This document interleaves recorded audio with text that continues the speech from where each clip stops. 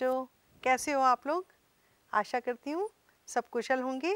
आइए आज आपका नया अध्याय त्रिकोणमिति के कुछ अनुप्रयोग पढ़ना आरंभ करते हैं। पिछले अध्याय में आपने त्रिकोणमितीय अनुपातों के बारे में अध्ययन किया है।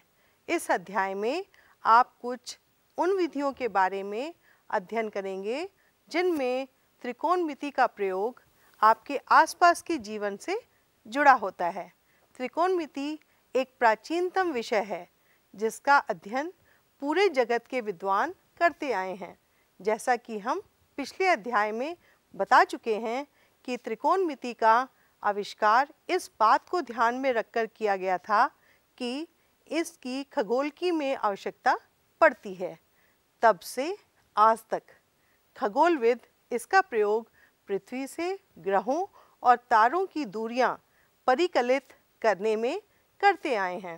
त्रिकोणमिति का प्रयोग भूगोल और नौचालन में भी किया जाता है।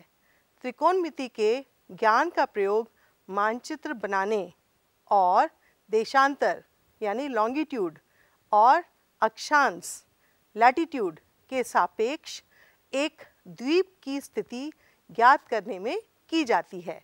इस अध्याय में हम यह देखेंगे कि किस प्रकार वास्तव में मापन किए बिना ही त्रिकोणमिति का प्रयोग विभिन्न वस्तुओं की ऊंचाइयां और दूरियां ज्ञात करने में किया जाता है। आइए बच्चों, इस आकृति पर विचार करें। ये देखिए, इस आकृति में छात्र की आँख, ये छात्र है AE, इसकी आँख से मीनार के शिखर तक खींची गई रेखा AC, ये हमारा C है, AC को दृष्टि रेखा कहते हैं, लाइन ऑफ साइट। छात्र मीनार के शिखर की ओर देख रहा है। दृष्टि रेखा और क्षैतिज रेखा से बने कोण, इस कोण को हम क्या कहते हैं? उन्नयन कोण। BAC को छात्र की आंख से मीनार के शिखर का उन्नयन कोण, जिसको हम एंगल ऑफ एलिवेशन कहा जाता है। ठीक है बच्चों, ये आप इस प्रकार दृष्टि रेखा प्रेषक की आंख के उस वस्तु के बिंदु को मिलाने वाली रेखा होती है जिसे प्रेषक देखता है। देखे गए बिंदु का उन्नयन कोण उस स्थिति में दृष्टि रेखा और क्षैतिज रेखा से बना कोण होता है, जबकि देखा जा रहा बिंदु क्षैतिज स्तर से ऊपर होता है, अर्थात वह स्थिति जबकि वस्तु को देखने के लिए हमें अपना सिर उठाना होता है। आइए हम आकृति को पुनः देखें। यदि आप सही मायने में बिना मापे ही मीनार की ऊंचाई CD ज्ञात करना चाहते हैं तो इसके लिए आपको किस जानकारी की आवश्यकता होती है? इसके लिए निम्नलिखित तथ्यों का ज्ञान होना आवश्यक होता है। आइए देखते हैं कैसे। दूरी DE, जहाँ छात्र मीनार के पाद बिंदु से इस दूरी पर खड़ा है। कुछ इस प्रकार था हमारा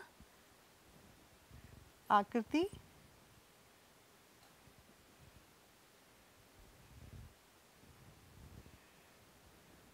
दूरी DE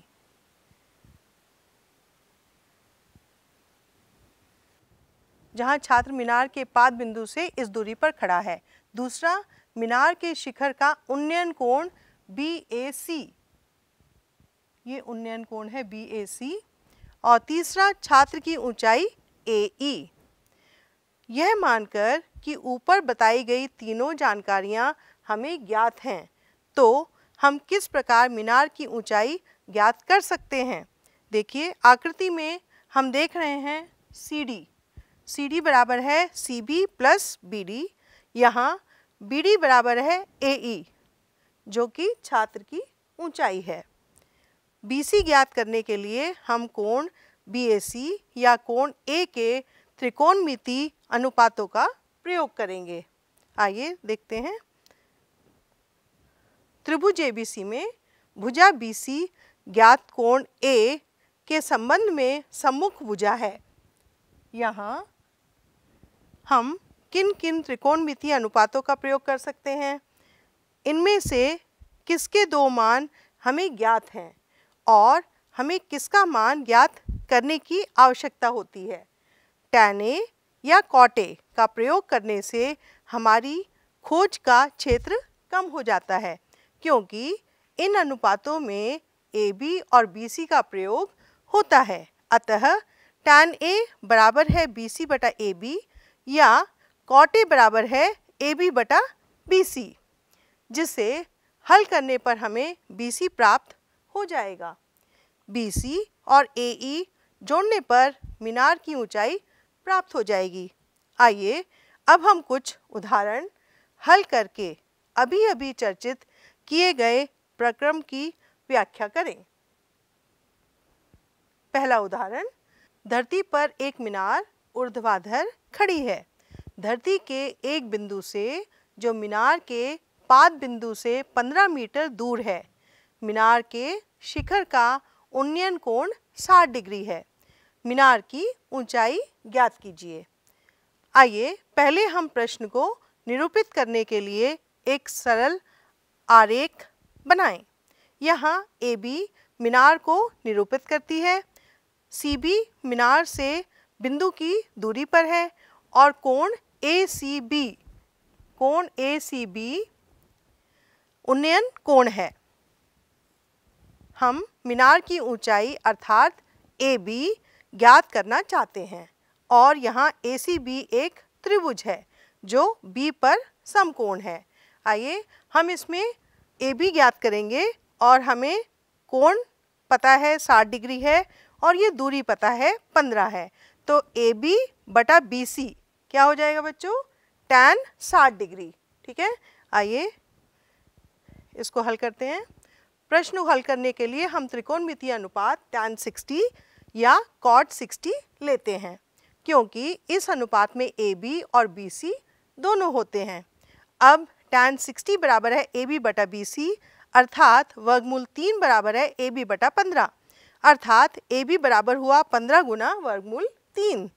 अतः मीनार की ऊंचाई हुई 15 गुना वर्गमूल 3 मीटर।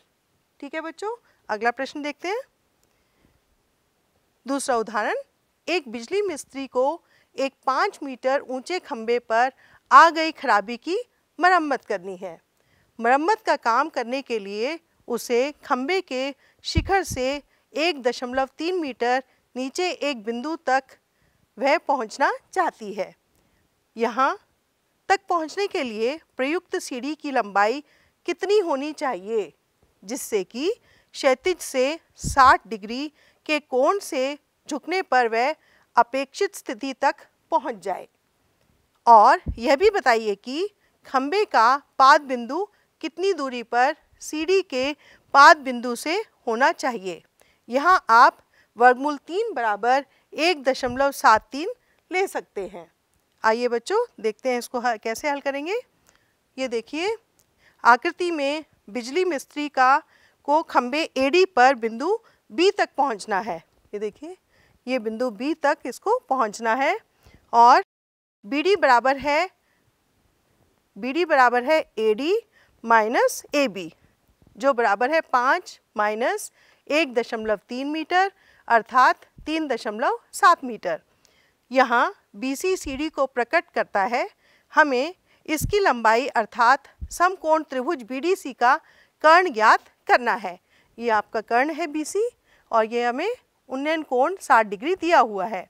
अब देखिए, अब क्या आप ये बता सकते हैं कि हमें किस त्रिकोणमितीय अनुपात का प्रयोग करना चाहिए?